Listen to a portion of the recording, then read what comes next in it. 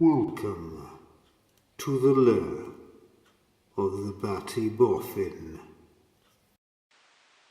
Hi there Batty fans, welcome back to another one of the math series of videos all about trigonometry.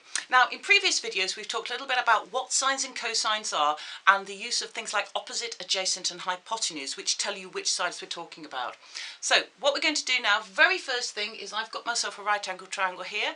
I'd like you please to copy that down and label it with opposite, adjacent and hypotenuse. If you don't know what those are, go and watch one of the previous videos and find out. Pause the video right now.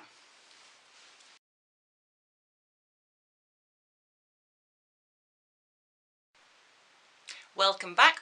Hopefully you should have hypotenuse on the longest side, opposite on this bottom edge because it's opposite the angle, and adjacent, which is just a posh word meaning next to the angle. So we've got hypotenuse, opposite and adjacent.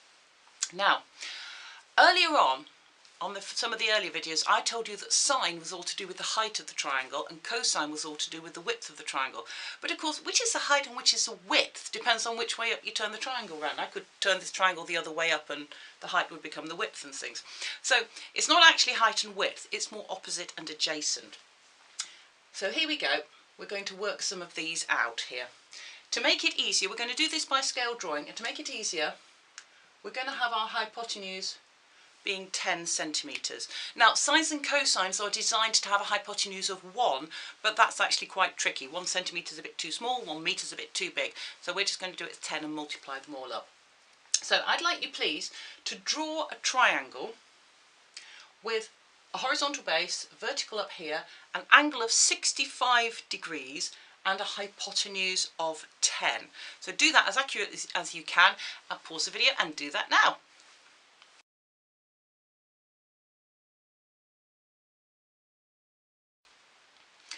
Right, you've got your scale drawing. Now we're going to work out what some of the sides are. The sine is all to do with this side that's opposite the angle. So, if we do the sine of 65 degrees, that will tell us how big that side is if the big side was 1. But of course we're doing it 10 times bigger. So your scale drawing is going to be 10 times bigger than this. So we're going to do the sine of 65 degrees and we're going to times it by 10. Please note, you don't do 65 times 10 and then find the sine of it. Find the sine of 65 degrees and then 10 times that. Significantly different. So what you need to do is grab a calculator. Here's my girly pink one. And you're either going to press 65 and then the sine button and then times it by 10, or on some calculators you do the sine button and then 65 and then you probably have to press equals, and then when you've got the answer times it by 10. So whichever one of those you do. On mine I do the sine of 65, which is that, and then times it by 10. And I've got an answer. Hopefully you've got an answer. Pause the video and do that now, see what you get.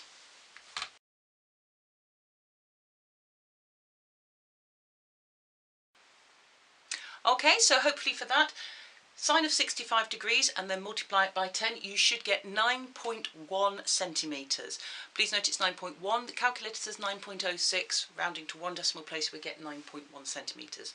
Check on your scale drawing, measure it and check that it is 9.1. If it isn't, make sure your drawing is accurate. Okay, and then we're going to do the same with the other side. Sine is to do with the opposite, cosine is to do with the adjacent. So, this is the sum that I used to work out the length of this side. Could you please work out what the sum is that you need to do for that? Bung it in on your calculator and see what answer you get. Pause the video and do that now.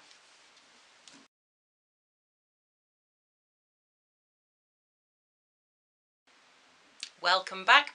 The sum you should have used is 10 times the cosine of 65 degrees. And when you work that out, you get, to one decimal place, 4.2 centimetres. So hopefully you got those. Check them on your scale drawing to make sure it is actually true. We're not just making a whole load of baloney, which of course we might be. Not that I like baloney, it's bleh. So that is working out the height and the width of a right angled triangle from its angle and its hypotenuse, and that's using basic trigonometry there. In the next video I'll give you some formulas so you don't have to bother remembering all this kind of thing. See you next time.